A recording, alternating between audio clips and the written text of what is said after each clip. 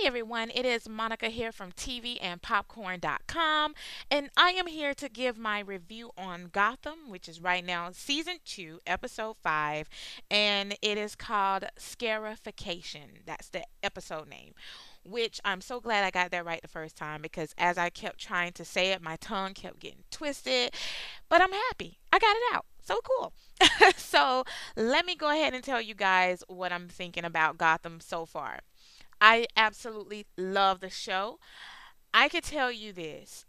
Honestly, and I'm a huge Batman fan. So when I first heard that Gotham was coming out and that I heard that it was going to be like the aftermath right after Bruce Wayne's father and mother was killed and that the story was going to kind of move on from there while Bruce Wayne is still a youngster, I kind of thought, ooh, how are they going to make that happen? Like, and this is pretty bad, and I'm going to confess this, and I know some of you guys might pick on me, but that's okay. But I'm the type of person, if I see the movie first, I don't want to read the book type of person. So when I see a movie first, I don't want to see a show about it. And I don't because in my mind I'm thinking, okay, so this show is not really going to live up to the standards of the movie. I mean, the movie quality, yeah, some of the Batmans were not all that, but I can honestly say I don't have not one Batman actual, film, theater, movie that I've seen, and this is beyond the cartoons for all of you cartoon comic fans. No hate, but I'm just saying I enjoy the movies, and I haven't seen one yet that I just didn't, that I was just like, oh, this is crap. I've enjoyed them all. So when I heard they was going to do Gotham, I was like, okay, so what kind of quality is this show going to be? Blah, blah, blah. But ever since the pilot of Gotham, I was hooked. The quality, the way the scenes are shot, the time and effort being spent on the show itself is absolutely just fantastic. And this last episode really was like, yeah, this is awesome. Gotham has stepped it up, and they really do have a standard for actually bringing Batman to TV, which I didn't see how that was even possible. But all the people that they have behind this, from the actors to the crew to the writers, they're doing a dang good job because they're bringing out stories of all of these villains, and they're putting the back history on some of the villains that we've heard about, and it's been really freaking nice. So this season we were introduced to, and I'm gonna go ahead and talk on him real quick. We were introduced to Jerome, and I'm not even gonna try to say his last name, but Jerome was pretty much the influence of the Joker. Okay, and what I mean by that is all the fans kept saying, "Well, we think Jerome is the Joker." Now, me personally, I did not like Jerome as an, or should I say Cameron? Cameron is the young man or the actor who played Jerome. I didn't feel like I didn't. How should I say this? I did not like him as as the Joker if he was going to be the Joker, which I'm glad he isn't the Joker, and I'm going to explain that in just a moment. But when he came on the scene with all the new villains, I felt like that it was just too over exaggerated, and that he was not comfortable, or he was overdoing the role instead of it just being natural.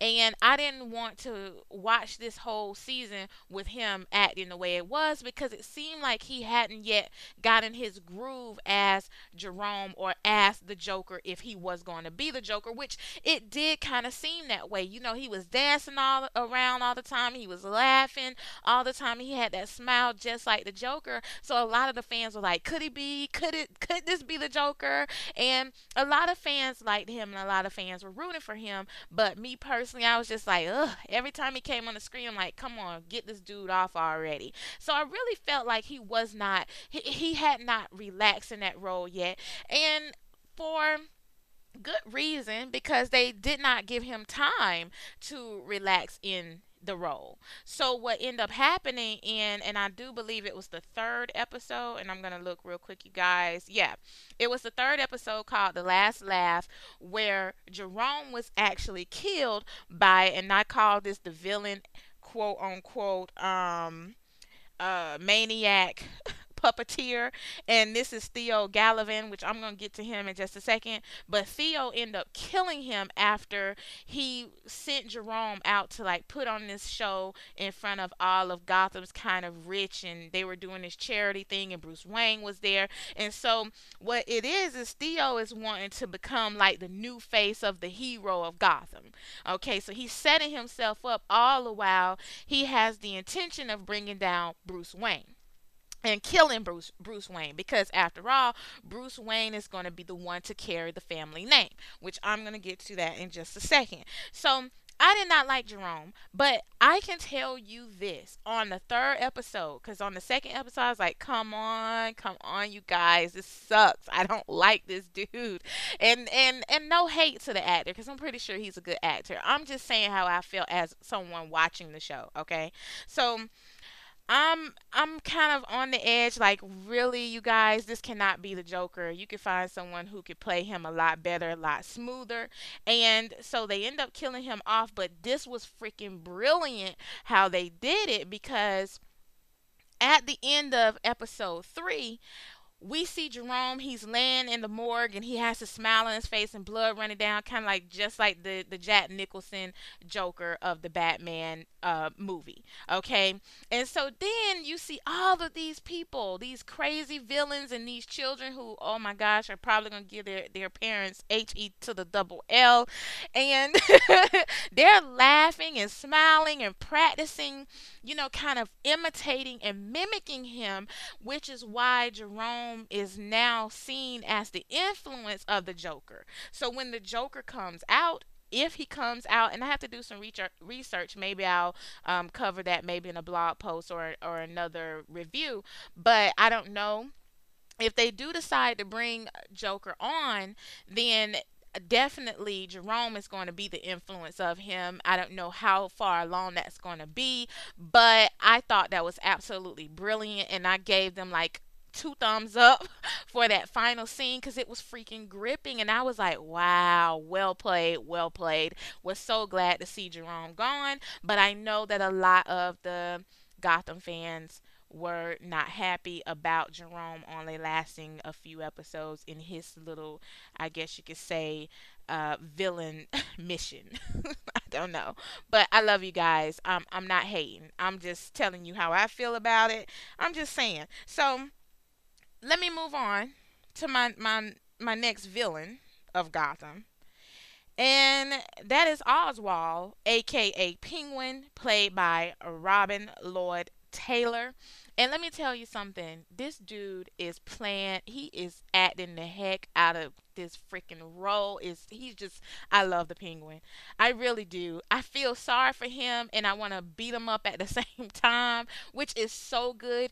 If I had to give a Best Actor award or Actress award for every doggone episode, and I had to vote on the episode that I'm currently speaking of, which is episode 5, I would have to give it to Penguin. He's the bomb.com. Now, what's happening is Penguin is kind of stuck in this pickle between trying to save his mother and doing what Theo Gallivan is asking him to do. Theo Gallivan is back, or he's, well, yeah, I could say back in Gotham. What happened, and this was from the history, the person who gave Oswald the history of the Wayans and what really happened and why Gallivan is back seeking pretty much revenge. What we learned is that his ancestors 200 and something years ago was cast out of Gotham by the Waynes because one of their relatives, which they were the Dumas. Dumas. I want to make sure I'm saying that right. If I'm not, you guys do not pick on me. But that was the name, the Dumas. They were cast out of the city and forced to go live elsewhere. And they were actually very rich and very important people then. But what ended up happening was one of the relatives was sleeping with one of the young ladies of the Wayans family who was very, popular. And they were actually wanting to marry her off to one of the Elliots, which was another famous family, or rich family, popular family, one of the families who helped build Gotham. And what happened was she got caught with one of the Dumas, and when she got caught, she claimed that he forced himself on her, and which provoked the Wayans to take action against his family, kicking them out of the city. And long story short, that family, the rest of the family who lived in Gotham or who were outside, who even wanted to come back in, however that went down, they had to change their names because the Wayans pretty much slayed the name after that, got rid of it. Whatever streets was named after them, whatever businesses was open in their name, whatever, they forced them out, changed all of that, and that way they never even existed pretty much to Gotham. Okay, so they Oswald asked the lady who was telling him the history of this what they changed their name to, and she said Galavan, and then she mentioned Theo, who is now trying to run for mayor of Gotham. And so he's back and he's trying to get this revenge. And what he's doing is he's recruiting Oswald and basically forcing him to do his dirty work while he pretends to be a Gotham good guy.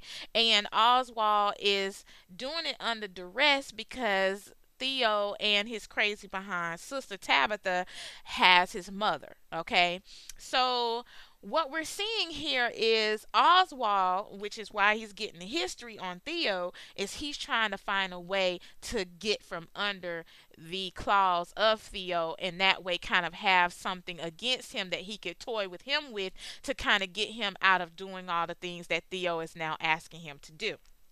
Will it work? I'm hoping so. I'm kind of rooting for Penguin because one thing I noticed about him when Theo approached him about doing this and about pretty much ruining Gotham to try to make him shine, Penguin was 100% against it. I think that Penguin is an underground player, an underground boss. Yes, he's a thief. Yes, he's a murderer. But I don't think he means harm to people who are not in that life. And that's kind of what I saw from him. So he has a soft side and he's not completely a full-fledged monster like this Theo guy and his crazy sister and some of these other villains that they're dealing with, and including Barbara's crazy behind it. That's another story for another day. But I hope that Penguin is able to get loose from him. Now here's my problem with Gotham. After all of that ranting and raving about how much I love them, here's my issue. I want to take James Gordon's badge away from him and beat him over the head with it because in this episode, we see Gordon pretty much agree after kind of being hesitant, but you being played like a freaking puppet. We see him pretty much agree to endorse Theo, who is the one behind all the um maniac and villain and all the murders and fires and all of this stuff that's been happening in Gotham as far as this season's jump off, including getting these villains out of jail or breaking them out of jail. Let me not say that as if he like paid their bail or something. He broke them out of jail. So now we're seeing um Gordon being played by this guy. And the sad part about this guy is, and I know I might get some hate for this. I know it, but that's okay. In my opinion, he sucks. As I don't like Theo either because Theo looks too much like a snake. To me, if I'm going to be played by somebody, let it be a brilliant like overall countenance and overall attitude. See everything Theo does thus far, and I don't know if it's to kind of tell the audience, okay, yeah, he's dirty, but or he's a freaking villain, or he's freaking heartless. However you want to, you know, label this dude. I don't know. I just don't like him because I feel like Gordon should know he's being played by this guy. Everything about this guy from the moment he showed up, from the way he carries himself, how he looks, he he comes across as somebody you don't want to deal with. That's, or someone who needs to be locked up. So I'm kind of like mad that they're making Gordon seem like he shouldn't even be a detective right now. That's how I feel, me personally. I'm just saying, in my opinion. Okay, so I'm in this last scene where he's shaking his hand, and then Gordon walks off, and Theo gives this little smirk. I was like, really? One thing I have not seen, yeah.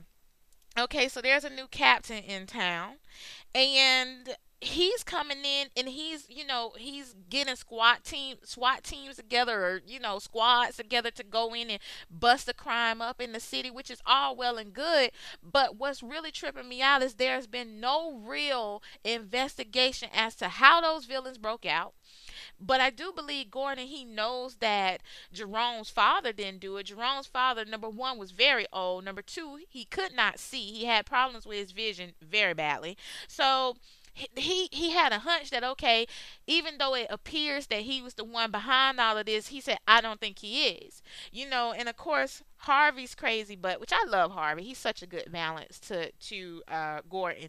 But Harvey is like, okay, we got all of our evidence. Let's just close this case. Let's just move on. And Gordon doesn't want to. And I feel like he shouldn't. But there should be some type of investigation ongoing to kind of get behind everything that was already happening, because he knew Jerome couldn't just be out there doing that stuff by himself. And he also knows that Barbara is working for someone, and Gordon should automatically think in his mind, okay, if Barbara's working for somebody, he should know it's not Barbara's style to really work for someone like Jerome. Just off a whim. You know what I mean? So I think there needs to be more of an investigation behind all of this. I'm not really digging how James is being played. I'm not feeling that. And so what I would like to see, just as a viewer, oh man, I sound like such a critic right now, but what I would like to see, honestly, is there be some type of hunch or some type of feeling that Gordon has that kind of edges him on to maybe continue on with his relationship with Theo and build that up, but also in the back of his mind has those questions where he kind of starts digging here and there, pulling those pieces together, but right now there is nothing there. And I'm like, this dude is too dangerous and too big of a player in the things and the bad things that are happening to Gotham for him to just slither under the table and get everything that he wants, which is right now he's on top. He's winning. He's playing Penguin, he's playing Gordon, he's playing Bruce Wayne, whom he had dinner with because Bruce Wayne wanted to thank him for saving his doggone life. And I'm like, oh my word, this is crazy. It's insane. So I want to see that change, and maybe they will in the next few episodes. But this episode was great. They had some flashbacks, kind of showing you the past. It was beautifully taped, or filmed. I just really, really did enjoy this episode. I was on the edge of my seat, which is why I say, this would be a good time to kind of jump in and share my thoughts because I have so much to say. Um, I was also a Selena Kyle hater. Actually was really good this episode. I felt like she was in her place. And this is supposedly when I don't know when she gonna break out into her full on cat girl or cat woman role. Which she's not a woman, she's a child, but she's supposedly Catwoman. So, but she was nice to the young girl who had the arsonist, or don't even go there. I'm gonna get tongue tied again. I'm not gonna go there.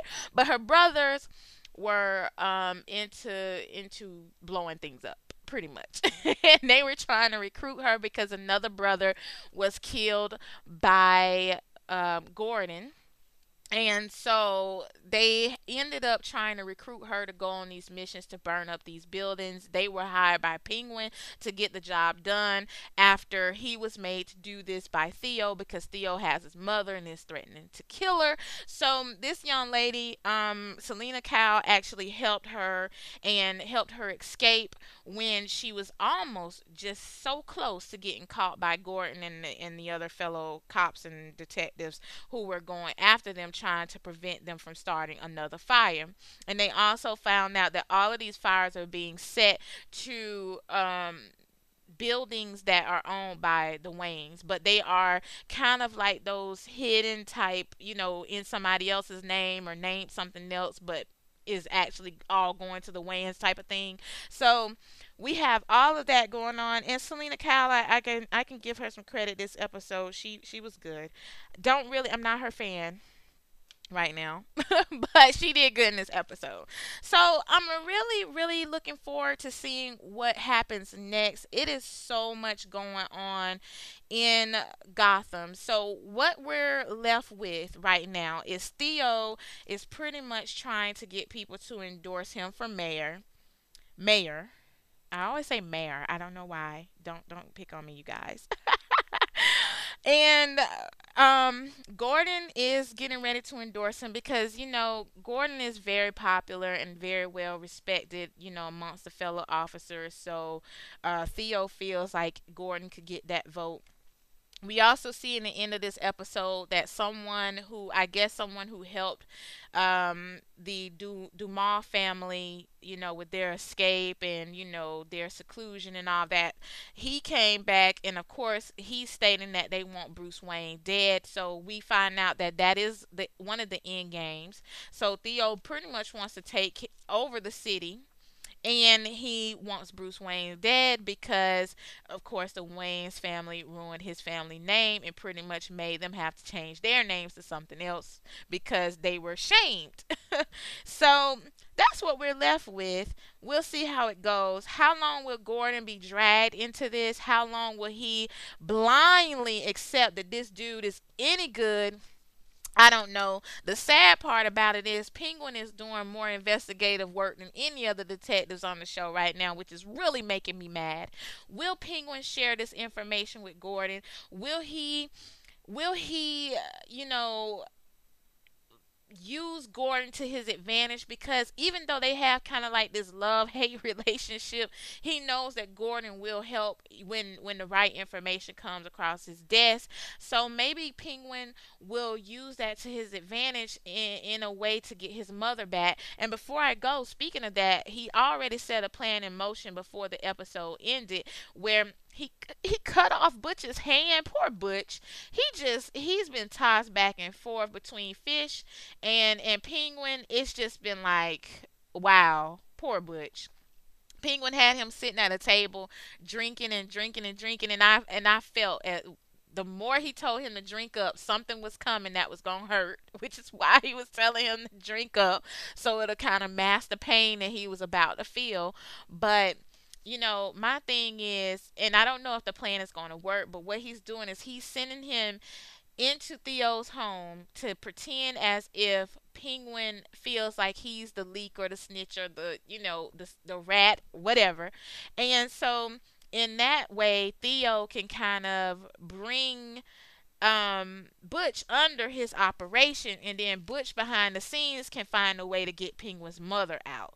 Will it work? I don't know. They didn't really show anything else after that before this episode ended. So I don't know how Theo's gonna react.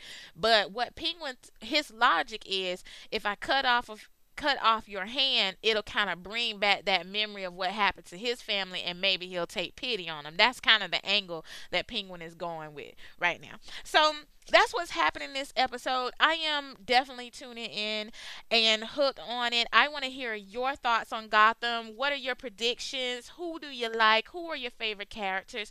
Go ahead and drop me a comment and share. And if you haven't enjoyed my little review, please, please, please subscribe to my YouTube channel. I would love to have you as a subscriber. And once again, this is Monica. You can check me out at any time at TVandPopcorn.com. And whatever time of day it is that you're listening to my review, do enjoy the rest of your day. Until next time, talk to you soon. Bye bye.